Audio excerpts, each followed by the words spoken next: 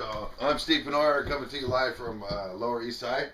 Lower East Side. Lower East Side. Manhattan, baby. New York City. I love New York City. I've been here 4 days, and I'm a believer. I love it. It's an incredible city, incredible people, and I got one of those incredible people next to me here. This is Devin Eldridge.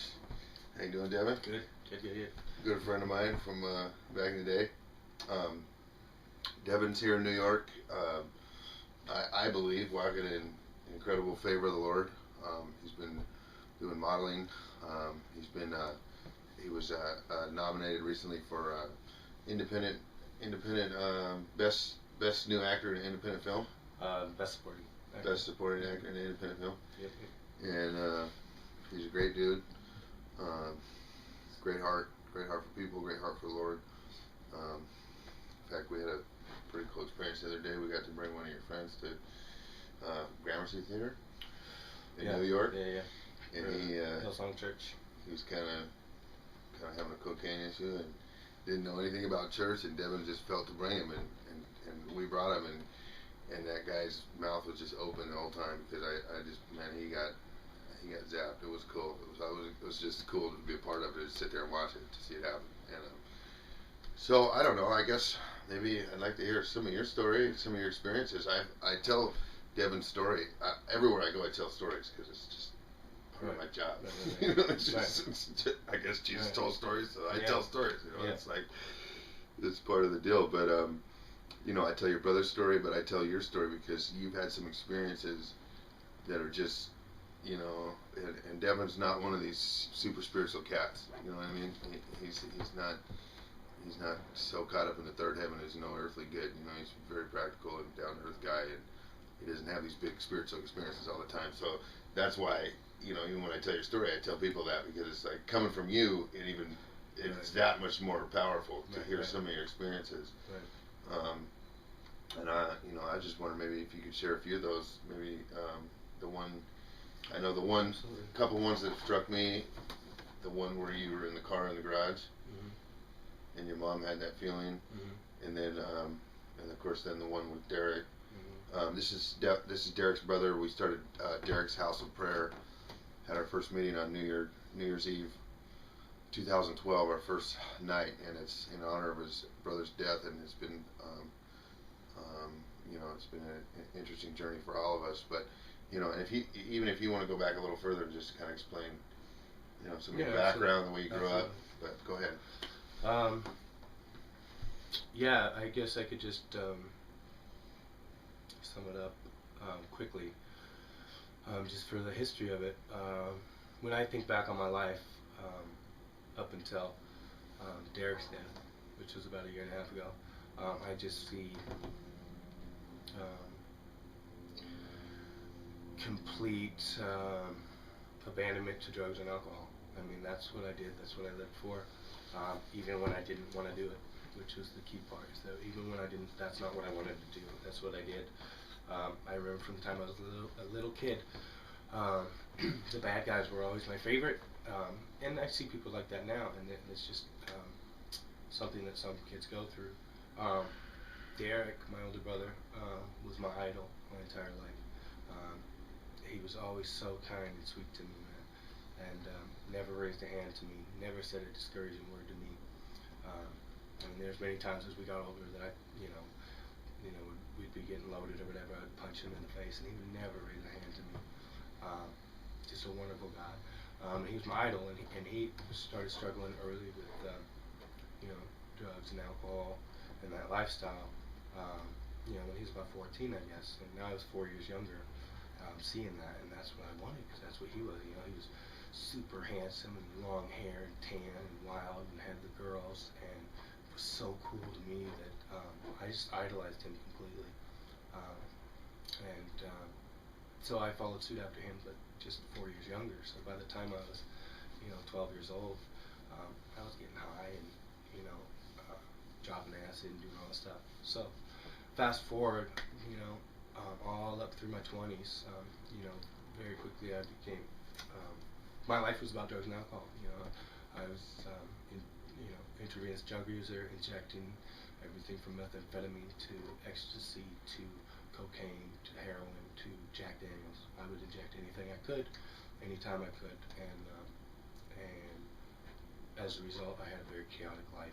I have over 54 charges on my adult record. Been to jail more times than I can count.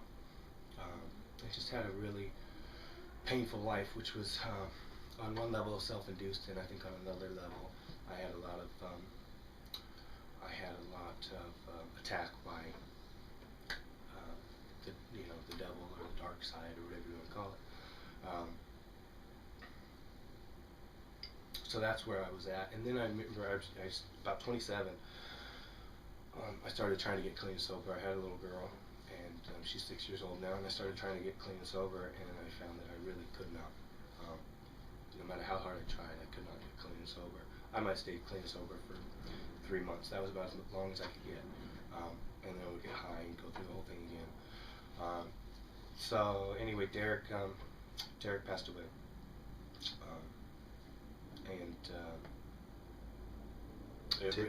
Can you take us through the one in the garage? Yeah. That's earlier. Earlier on, there had been an experience. Derek was clean and sober at this time, probably 6 years or something. And I just all this stuff had led up to it. But I was driving down the road, and I was at this point where I remember the intersection I was at when I felt in my heart, in my mind, in my soul, and in my emotions, and in my panic, and I just remember that I could not imagine going on getting high, going on getting drunk, but I could not imagine not either. It was like I was actually on the point on the road where if I went left, I could go up to the drugstore and get some syringes, where I could go right and go to my parents' house, where I knew nobody was home. And my thought was I can either go on to drugs and alcohol, or I can go right and kill myself. That's the only two options I felt I had. And so I went right, and I drove into my mom's garage, and I ran a dryer vent into the truck, and I turned on the car, and I just sat there. And my mom, who was probably 15 miles away, was in an office meeting, and she had a pounding in her chest, and all she kept hearing was Devin's in trouble, Devin's in trouble. And so she got jumped up, and she called my brother and called the police. And she called my brother Derek, and she said, "You gotta go to the house. I don't know what's going on, but Devin's in trouble." And by the time Derek got there, I was out. I blew like defecated. Shit my pants. Defecated. Yeah. Yeah. And I was out, and Derek drug me out of the car, and he was devastated, and he drug me out of the garage. But the paramedics showed up, and they brought me back, and I spent a few days in like an incubation chamber, getting all the toxins out, and then I was in the nut ward for a while, because that's what they do. So that was one experience. And then you're laying on the bed, either in the hospital or right. So house. I get back to the house, and I'm just devastated. I'm like, damn, what is going on here? And I've been trying to get clean and sober at that point, and I couldn't seem to pull it together. I've been to tons of treatments at that point and all this stuff. And so I'm laying in the bed, it's totally dark, and I'm just in so much pain and anxiety. And all of a sudden, I saw, as I was laying there, and I just reached out to God. I was like, God, help me. And I saw 3 golden, it was like placards roll out one at a time in front of me. And it was actually the first three steps of Alcoholics Anonymous, and I realized that I could. Not only did God want to help, not only could He help me. That was the main impression. Not only could He help me stay clean and sober, and could He restore me to sanity, and could He change my life, but He wanted to. He wanted to, and He would do it for me. And that was pretty powerful for me. But of course, and then did the phone ring at that point? And it was your sponsor. Yeah. Townsend, my sponsor. He called. That was pretty cool timing. Moment, and he had been in the hospital with me and everything. And it was just a powerful experience. But one thing I've learned through this thing is powerful experiences are powerful experiences. Spiritual experiences are insanely powerful. But unless I constantly depend on God, they're not enough to keep me from going where the best I can go to is, and that's ruins and shooting drugs and dying and death. And I had another experience where I overdosed on cocaine. I was shooting cocaine, and I stood up and I pushed way too much, and I knew I had it. And I stood up and I heard God audibly say, why do you keep testing me? Try this without me." And I just felt every bit of good and light, and just every bit of good and light and anything positive just sucked out of my body, and I hit the floor. And all I could get out in my mind was, "God, come back," and it came back.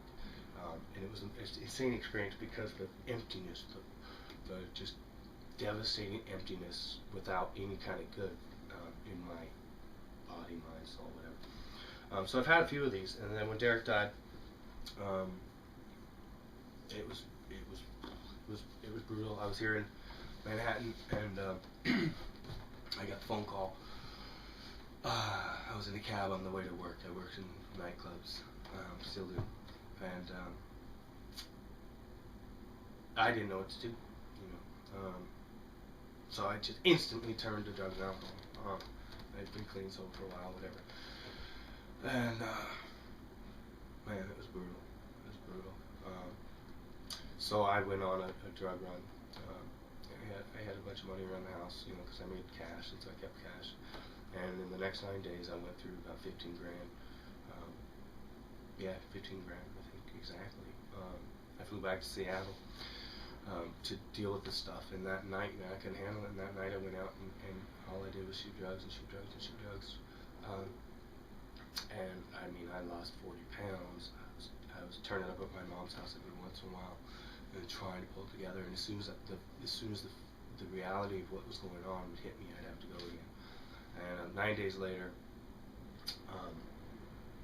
I was at my end, man. I was